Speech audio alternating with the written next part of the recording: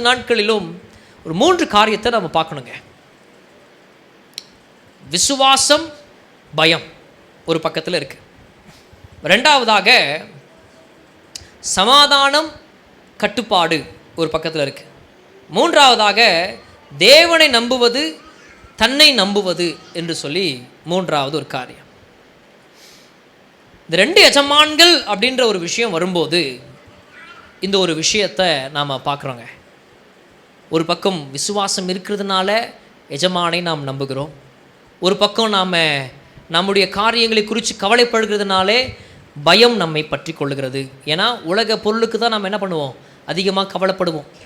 உலகத்தில் நான் எப்படியாவது நல்லா வந்துடணுமே, இதை செஞ்சிடணுமே, நல்லா படிச்சிடணுமே, நான் எப்படியாவது இவங்க முன்னாடிலாம் வாழ்ந்து காமிச்சிடணுமே, இதை செஞ்சிடணுமே, அதை செஞ்சிடணுமேன்ற பல விஷயங்களை நாம் சொந்தமாக யோசிக்கிறதுனாலே பயம் நம்மை தானாகவே ஆட்கொள்ளுதுங்க. அதனால் என்ன பண்ணுறோன்னா கவலைப்படுறோம். பாருங்கள், இந்த 2 காரியங்க, விசுவாசமா பயமா?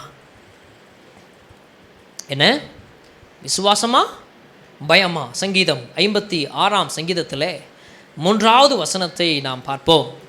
நான் பயப்படுகிற நாளில் உம்மை நம்புவேன். அல்லேலூயா, அல்லேலூயா. நான் பயப்படுகிற நாளில் உம்மை நம்புவேன் என்று சொல்லி அருமையான பக்தன் இந்த இடத்திலே சொல்லுகிறார். அல்லேலூயா, ஆமென். நிச்சயமாகவே பயம் இல்லாமல் இருக்க முடியாது. பயம் நம்மளை பற்றி கொள்ள வரும், நம்மை அபகரிக்க வரும், நம்மை எட்டிப்பிடிக்க வரும், நம்மை துரத்தி கொண்டு வரும், நம்மை அலங்கோலமாக்க வரும், நமக்கு விசுவாச வாழ்க்கையிலே சோர்வு உண்டாக்க வரும். இப்படி பயம் கடந்து வரும். ஆனால் வேதம் சொல்லுகிறது, பயப்படுகிற நாளில் நான் உம்மை நம்புவேன். அல்லேலூயா, அல்லேலூயா. இந்த வசனத்தை உறுதியாக வச்சுக்கணுங்க. இந்த மத்தேயு 6ஆம் அதிகாரத்தின் 24ஆம் வசனத்தை மனதில் வச்சுட்டு இந்த விஷயத்தெல்லாம் நாம் தியானிக்க போகிறோம். 2 எஜமான்கள் அப்படின்ற அந்த விஷயத்தில் விசுவாசத்துக்கு இன்னொரு பக்கம் பயத்துக்கு, இதில் நான் எந்த வாழ்க்கையை வாழப்போகிறேன்? எனக்கு விசுவாச வாழ்க்கையை நான் விரும்புகிறேன். காரணம், பயப்படுகிற நாளிலே வேதம் சொல்லுகிறது அவரை நம்பும்படியாக. அல்லேலூயா, அல்லேலூயா, ஆமென். பாருங்க, இந்த 25வது வசனத்தில் நாம் வாசித்த கவலைப்படாதிருங்கள் அப்படின்ற அந்த வார்த்தையை இன்றைக்கு நாம் பிரதானமாக வைத்து கொள்ள வேண்டும். அடுத்து இந்த 24வது வசனத்தில் 2 எஜமான்கள் என்ற ஒரு விஷயம் வரும்போது அங்கே எஜமானுக்கு யார் இருக்கா? வேலைக்காரர்கள், அடிமைகள், அப்படிதான் அந்த இடத்துல அந்த வார்த்தை சொல்லப்படுது. அப்போது ஒரு அடிமைக்கு 2 எஜமான்கள் இருக்க முடியுமா? சொல்லுங்க. ஒரு அடிமைக்கு 2 எஜமான் இருக்க முடியுமா? முடியவே முடியாது. யார் விலை கொடுத்து அந்த அடிமையை வாங்குகிறார்களோ அந்த அடிமை அந்த ஒரே ஒரு எஜமானனுக்கு மட்டும்தான் அவர் என்ன பண்ண முடியும், வேலை செய்ய முடியும். அந்த ஒரு எஜமானனுக்கு கீழே தான் அவர் இருக்க முடியுமே ஒழிய அந்த எஜமானனுக்கு இன்னொரு எஜமான் இருக்கவே முடியாததை போல நம்மை அவர் திரு ரத்தத்தாலே மீட்டெடுத்தவர். அவர் பாடுகள் பட்டு நம்முடைய காயங்களை எல்லாம் மாற்றினவர். அவர் இந்த பூமியிலே சாட்சியாக வாழ்ந்து உன்னாலும் ஆகும் என்று சொல்லி சொன்னவர். அவரால் அழைக்கப்பட்டு நடத்தப்பட்டு தாங்கி கொண்டு வருகிற நாம் அவருக்கு அடிமைகளாய், அவருக்கு பிள்ளைகளாய், அவருடைய விசுவாச பிள்ளைகளாய் எப்போதும் அவருக்கே வாழ வேண்டும். அவர் ஒருவரே நம்முடைய எஜமானன். அல்லேலூயா, ஆமென். பாருங்க, ஒரு அடிமை இருக்கிறாங்க. அந்த அடிமை எதுக்காவது கவலைப்பட வேண்டியது இருக்குமா? எதுக்காவது கவலைப்பட வேண்டியது இருக்குமா? கிடையாது. ஏன்னா அந்த அடிமைக்கு நல்லா தெரியும், என் எஜமான் தான் எனக்கு எல்லாவற்றையும் என்ன பண்ண போகிறாரு, செய்ய போகிறாரு. என்னுடைய சாப்பாட்டை அவர் தான் பார்த்துக்க போகிறாரு. அப்போது அவர் எனக்கு கொடுத்த வேலையை மட்டும்தான் நான் செய்ய வேண்டியது எனக்கு அவசியம். அந்த அடிமை எனக்கு சம்பாதிக்கிற காரியம் வேணும், நான் போய் சாப்பாட்டுக்கு சம்பாதிக்கணும், நான் என் குடும்பத்துக்கு சம்பாதிக்கணும், நான் இந்த வேலையை செய்கிறேன், நான் போய் அங்கே அந்த காரியத்தை பண்ணுறேன், நான் இந்த ஊரை விட்டுட்டு அங்கே போய் நான் அதை பண்ணுறேன், இங்கே போய் இதை பண்ணுறேன்னு சொல்லி அந்த அடிமை செய்ய முடியுமா? சொல்லுங்க, முடியுமா? ஒரு மனுஷன், அந்த அடிமையானவன் கவலைப்படுவான் என்று சொன்னால் தன் எஜமானனை மீறுகிறவனாக அவன் இருக்கிறான். அவன் எஜமானனுடைய வேலையை செய்ய முடியாது. ஆமென். நல்லா புரிஞ்சுக்கோங்க, ரொம்ப எளிமையாக நான் இந்த வார்த்தையை சொல்கிறேன். அடிமைக்கு எஜமானனுடைய வேலையை செய்ய முடியாது. இதை முதல் விஷயமாக வச்சுக்கோங்க. உங்கள் விசுவாச வாழ்க்கைக்கு ஒரு அடித்தளமாக வச்சுக்கோங்க. அடிமையாக இருக்கிற மனுஷன் எஜமானனுடைய வேலையை செய்ய முடியாது. அவருடைய இரத்தத்தினாலே கழுவப்பட்டு மீட்டெடுக்கப்பட்ட ஒவ்வொருத்தருமே ஆண்டவருடைய வேலையை செஞ்சிட முடியாது. அதனால் கவலைப்பட வேண்டாம். அவருடைய ராஜ்யத்தை தேடுகிற வேலையை மாத்திரம் செய்வோம். உலகத்திலே நமக்கு எல்லாவற்றையும் அவர் கூட கொடுப்பார். அல்லேலூயா, அல்லேலூயா, ஆமென். பாருங்க, இந்த ஜீவனும் இந்த சரீரமும் அவருடைய பொறுப்பிலே இருக்குதுங்க. உங்கள் பொறுப்பில் இருக்கா? உங்கள் சரீரம், உங்கள் ஜீவன் உங்கள் பொறுப்பில் இருக்கா?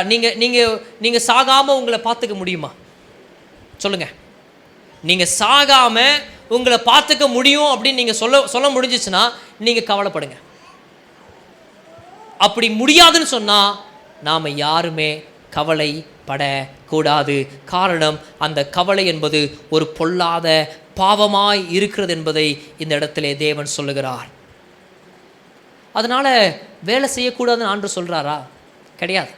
ஆண்டவர் வேலை செய்யாதவன் சாப்பிடவே கூடாதுன்னு சொல்லியிருக்கிறாரு.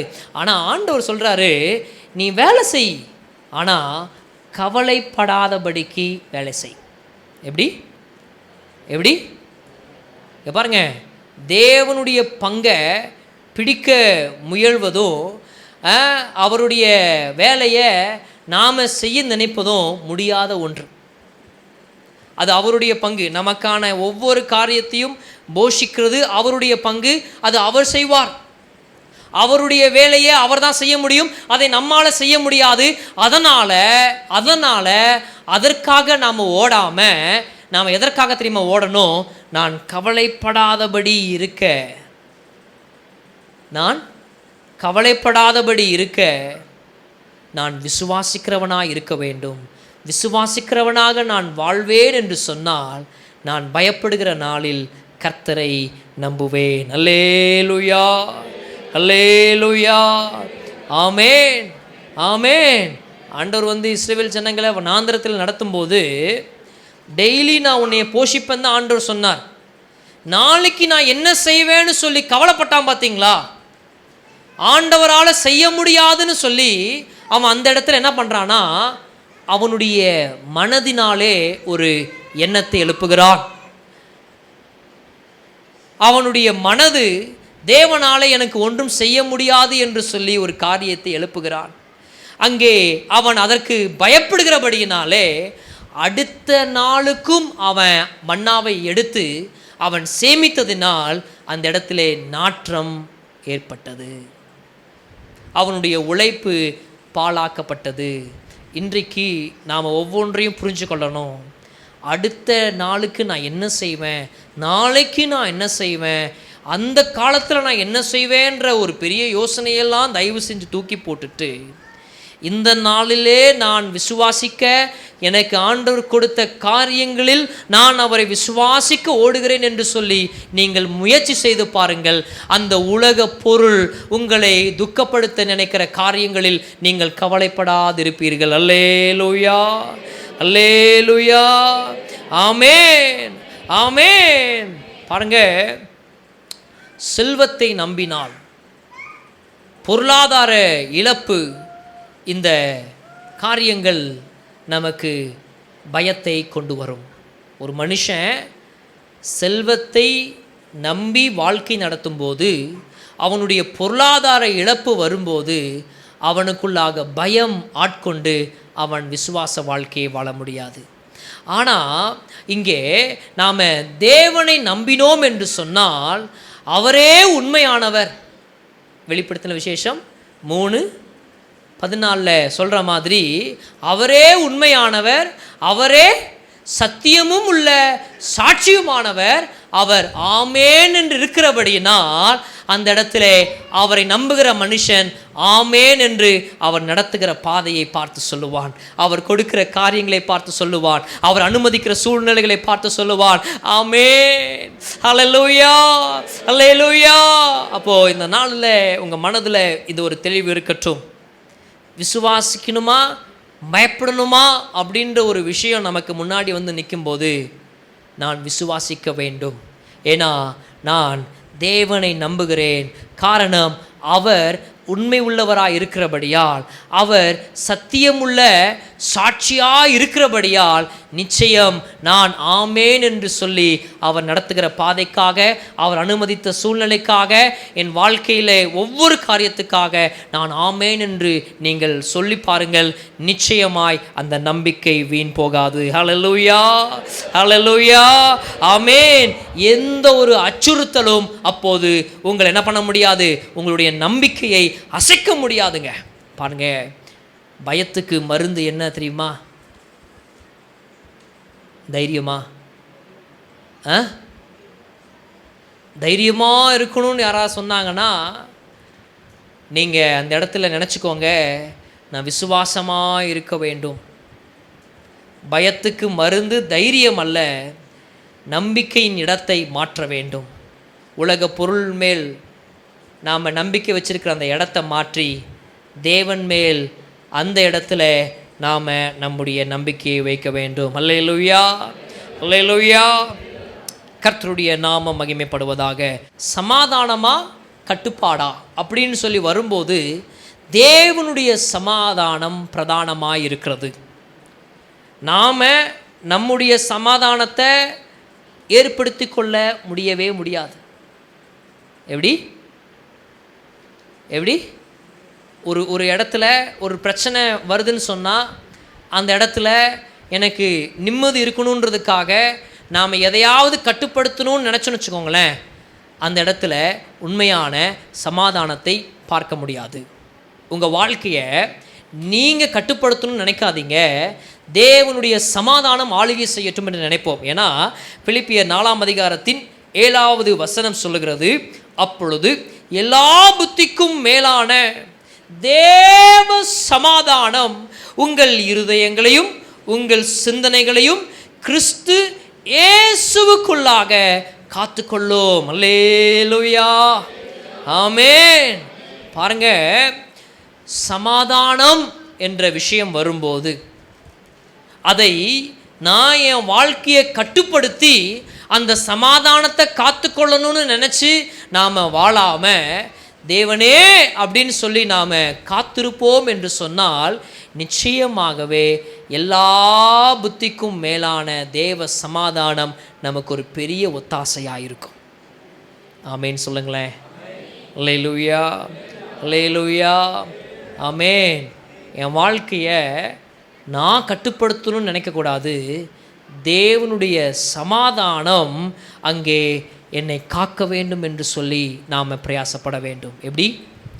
விசுவாசமா கட்டுப்பாடா அப்படின்னு சொல்லி வரும்போது நான் என் வாழ்க்கையை கட்டுப்படுத்த விரும்பலை, நான் விசுவாசிக்கிறது நிமித்தமாக தேவனுடைய சமாதானம் என்னுடைய வாழ்க்கையை காத்துக்கொள்ளும். அல்லேலூயா, அல்லேலூயா.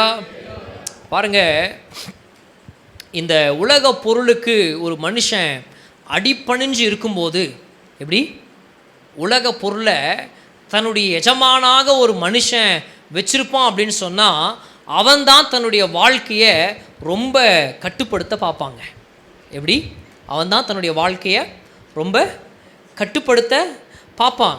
ஏன் அப்படி நான் சொல்கிறேன் அப்படின்னு சொன்னால், இந்த 26வது வசனத்தில் ஆகாயத்து பறவைகளை நீங்கள் கவனித்து பாருங்கள் சொல்லி ஆண்டவர் சொன்னார். பார்த்தீங்களா? என்ன? ஆகாயத்து பறவைகளை கவனித்து பாருங்கள் அப்படின்னு சொல்லி அந்த சொல்லப்பட்ட வார்த்தையை நாம் கொஞ்சம் உற்று பார்க்க வேண்டியது அவசியமாக இருக்கிறது. வெறும் பறவைகள்ன்ற வார்த்தையை ஆண்டவர் சொல்லியிருக்கலாமே, பறவைகள்ன்ற வார்த்தையை சொல்லியிருக்க வேணாமா? சொல்லியிருக்கலாம். ஆனால் இந்த இடத்துல இந்த கிரேக்க வார்த்தையின்படி நீங்கள் பார்த்தீங்கன்னு சொன்னால் ஆகாயத்து பறவைகள் அப்படின்னு சொல்லப்படும் போது அந்த ஆகாயம் ஆண்டவர் வசிக்கிற ஒரு இடம். அந்த மேலோகம் தேவனுடைய ஒரு ராஜ்யம். அந்த அவருடைய வசிக்கிற இடத்திலே அவருக்கு அருகாமையிலே அவைகள் பறந்து கொண்டிருக்கிறபடியால் அவைகளை அவர் போஷிக்கிறார். நல்லா கவனிங்க, ஒரு பறவை பறக்காமலேயே நான் இருப்பேன்னு சொன்னால் என்னெல்லாம் ஆகும் யோசிச்சு பாருங்க. பாம்பு கவ்விரும், நாய் கடிச்சிடும், இல்லை வேறு துஷ்ட மிருகங்கள் அவைகளை சாப்பிட்டுடும். அவைகள் என்ன பண்ண முடியாது, இந்த பூமியில் பிழைக்க முடியாது. நல்லா கவனிங்க, இந்த உலகத்தில் நாம் இந்த மாம்சத்தோட போராடி கொண்டு இருந்தோம் என்று சொன்னால் நமக்கு பிழைப்பு அல்ல. தேவனோட கூட நாம் இசைந்திருக்க நினைப்போம் என்று சொன்னால் இந்த பூமியில் உள்ளவைகளே அல்ல மேலானவைகளே நாடுங்கள் என்று சொன்ன வார்த்தையின்படி நாம் இருப்போம் என்று சொன்னால், முதலாவதாக எனக்கு தேவனுடைய ராஜ்யம்தான் என்று சொல்லி இருப்போம் என்று சொன்னால், இந்த உலகம் நம்மை மேற்கொள்ள முடியாது. இந்த உலகத்தின் காரியங்கள் நம்மை சிதைக்க முடியாது. இந்த உலகத்தின் காரியங்கள் நம்மை என்ன பண்ண முடியாதுங்க, அழிக்க முடியாது. நாம அந்த மேலான சமாதானத்தினாலே காக்கப்படுவோம். அல்லேலூயா, அல்லேலூயா. அந்த இடத்துல நம்ம பார்க்குறோம்ல, அந்த 26ஆம் வசனத்தில் அவைகள் விதைக்கிறதும் இல்லை, அறுக்கிறதும் இல்லை, களஞ்சியத்தில் சேர்க்கிறதும் இல்லை. பாருங்க, இன்னைக்கு நீங்கள் திட்டம் பண்ணுறீங்க, இன்றைக்கி நீங்கள் பயங்கரமாக உழைக்கிறீங்க, நிறைய விஷயங்களை நீங்கள் என்ன பண்ணுறீங்க, ஒரு பாதுகாக்கிறதுக்கான வேலைகளை பார்க்குறீங்க, திட்டம் பண்ணுறீங்க, உழைக்கிறீங்க, பாதுகாக்கிறதுக்கான வேலைகளை பார்க்குறீங்க. ஆனால் இவைகளை நீங்கள் உங்களுடைய சுய கட்டுப்பாட்டு நிமித்தமாக நீங்கள் கட்டுப்படுத்தி தான் இந்த வாழ்க்கையை சமாதானமாக கொண்டு போக முடியும்னு சொல்லி நினச்சிடவே கூடாது. எப்படி நினச்சிடக்கூடாது? என் சுயமாய் நான் என் வாழ்க்கையை கட்டுப்படுத்துகிறது நிமித்தமாக, நான் திட்டம் பண்ணுறது நிமித்தமாக, நான் உழைக்கிறது நிமித்தமாக, நான் சேமிக்கிறது நிமித்தமாக என்னுடைய வீட்டை நான் காத்து கொள்ள முடியும், என்னுடைய குடும்பத்தை நான் காத்து கொள்ள முடியும், என்னுடைய வாழ்க்கையில் நான் ஜெயித்துவிட முடியும் என்று சொல்லி நினைக்க கூடாது. நாம் பறவைகளாக இருக்கக்கூடாது, நாம் ஆகாயத்தின் பறவைகளாக இருக்க வேண்டும். அதாவது நாம் வெறுமையானவர்களாக இருக்கக்கூடாது, நாம் மேலோகத்தில் உள்ள அந்த சர்வ வல்லமை உள்ளவருடைய ஆவியானவரை உடையவனாய் இருப்போம் என்று சொன்னால் அந்த தேவ சமாதானம் நம்முடைய எல்லா புத்திக்கும் மேலாக செயல்படுங்க. பாருங்க, நம்ம புத்தி நேச்சுரலாகவே எப்படி இருக்குன்னு சொன்னால் இந்த மண்ணோட தான் அது ஒத்திருக்கும். நம்மளுடைய புத்தி எப்படி இருக்குங்க, நம்மளுடைய அறிவு எப்படி இருக்குங்க, எல்லாரை போல தான் இருக்கும். இந்த மண்ணோட தான் அது ஒத்திருக்கும். அந்த புத்தி நமக்கு செயல்பட்டால் நமக்கு நல்லா இருக்காதுங்க. அதுக்காக தான் இந்த பிலிப்பியர் 4:7 சொல்கிற மாதிரி எல்லா புத்திக்கும் மேலான தேவ சமாதானம் உங்கள் இருதயங்களையும் உங்கள் சிந்தைகளையும் கிறிஸ்து இயேசுவுக்குள்ளாக காத்துக்கொள்ளும். அல்லேலூயா, அல்லேலூயா. அப்போது சமாதானம் அப்படின்றது நான் கட்டுப்படுத்தி நான் என் கட்டுப்பாட்டில் வைக்கிற ஒரு காரியம் கிடையாது, கொண்டு வருகிற ஒரு காரியம் கிடையாது. அது தேவனுடைய சமாதானமாக இருந்தால் நான் காக்கப்படுவேன். அல்லேலூயா, ஆமென். பாருங்க, இன்னைக்கு நிறையா பேருக்கு என்ன விஷயம் அப்படின்னு சொன்னால், ஒரு மாற்று திட்டம் எப்போவுமே வச்சுருப்பாங்க. இது வாய்க்கல அப்படின்னு சொன்னால் இதை நான் பண்ணிடுறேன் அப்படின்னு சொல்லி நினைப்போம். எப்படி அதுக்குன்னு முயற்சி எடுக்கிறத குறித்து நான் தப்பாக பேசலை. எனக்கு ஒரு காரியம் சமாதானமாக இல்லை அப்படின்னு சொன்னால் நான் இதை இப்படி மாற்றி இந்த சமாதானத்தை நான் பெற்றுக்கொள்ளுகிறேன்னு சொல்லி நீ முயற்சி செய்யாதீங்க. அந்த முயற்சி தப்பு. ஏன்னா என் கட்டுப்பாட்டில் வருகிற சமாதானம் என்னை காக்க முடியாது, தேவனுடைய சமாதானம்தான் என்னை காக்க முடியும். ஆமென். நீங்கள் வேறு பிளான் சொல்லி வேறு பிளானுக்கு போயிட்டே இருந்தீங்கன்னு சொன்னால் உங்களுடைய சிதைவு இன்னும் மேலே தான் இருக்கும். பாருங்கள், இந்த ஜனங்கள் இந்த எகிப்திலிருந்து விடுதலையாக்கி வந்த பின்னாடி முன்னாடி செங்கடல், பின்னாடி பார்வோன் சேனை, வலது இடது பக்கத்தில் மலைகள் அப்படின்னு சொல்லி அவங்க 4 திசையில் அடைக்கப்பட்டிருக்கிறாங்க. அந்த நாளையே அவங்க யோசிச்சுக்கிட்டு இருந்திருந்தாங்கன்னு வச்சுக்கோங்களேன். ஒன்று, சரி நாம் போய் பார்வோன் காலில் விழுந்துடலாமா அப்படின்னு யோசிச்சுட்டு இருந்தாலும் அவங்களுக்கு பிரச்சனையாக தான் இருக்கும். போய் செங்கடலில் நீந்திட்டு போய் நம்ம தப்பிச்சிடலான்னு பார்த்தா அவங்களுக்கு எல்லாமே அங்கே நஷ்டமாயிரும். இங்கிட்டு மலையில் போய் அந்த மலையில் போய் நம்ம போயிடலான்னு பார்த்தா அவர்கள் முற்றிலுமாய் சிதைந்து காணாமல் போய் வனாந்திரத்திலே திசை கெட்டு திரிந்து அவர்கள் வாழ்க்கை அங்கேயே முற்றுப்புள்ளி வைக்கப்பட்டுவிடும். அவங்களுடைய புத்தியின்படி அங்கே அவர்கள் செயல்படவில்லை. அவர்கள் அங்கே தேவனுடைய சமாதானத்துக்காக உன்னதரை நோக்கி பார்த்தார்கள். அவர்களுக்கான தடைகளையும் கர்த்தர் மாற்றி அவர்களுக்கு விரோதமாக வந்த சத்துருவையும் கர்த்தர் அளித்தாருங்க. ஹல்லேலூயா, ஹல்லேலூயா. மாற்றம் நம்மளுடைய மாற்றங்களை கர்த்தர் தான் கொடுக்க முடியும். இன்னொரு பிளானை கர்த்தர் தான் கொடுக்க முடியும். அந்த பிளான் தான் சக்ஸஸாக இருக்கும். ஆமேன், ஆமேன். நான் என்னுடைய லைஃப்பில் இந்த விஷயத்தை சம்பாதிக்க நினச்சி நான் தோற்று போனேன், அதனால் இதை சேஞ்ச் பண்ணுறேன்னு சொல்லி வேறு பிளானுக்கு நீங்கள் போனீங்கன்னு வச்சுக்கோங்களேன், அது சக்ஸஸாக இருக்காது. சக்ஸஸாக இருக்காது. அதுக்கு பதிலாக தேவ சமாதானம் என்னை காக்கட்டும் என்று சொல்லி பாருங்கள். நிச்சயமாகவே அவர் அங்கே கொடுக்குற பிளான் ஒரு சக்ஸஸ்ஃபுல்லான பிளானாக இருக்கும். அல்லேலூயா, ஆமேன்.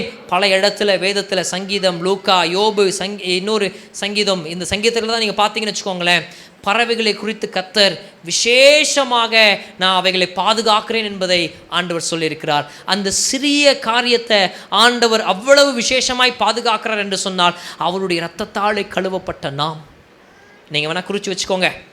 சங்கீதம் 104:10-12, லூக்கா 12:24, யோபு 38:41, சங்கீதம் 147:9, இந்த வசனங்களையெல்லாம் நீங்கள் பாருங்கள். அந்த சிறியவைகள் அங்கே மிகுந்த அழகாய் விசேஷமாய் அவரால் காக்கப்படுகிறன. இன்றைக்கு நீங்கள் அவைகளை பார்க்கிலும் அதிகமாய் காக்கப்படுவீர்கள் என்பதை கர்த்தர் உங்களுக்கு சொல்லுகிறார். அல்லேலூயா. எல்லா புத்திக்கும் மேலான தேவனுடைய சமாதானமே உங்களுடைய சிந்தையை ஆட்கொள்ளட்டும். அல்லேலூயா.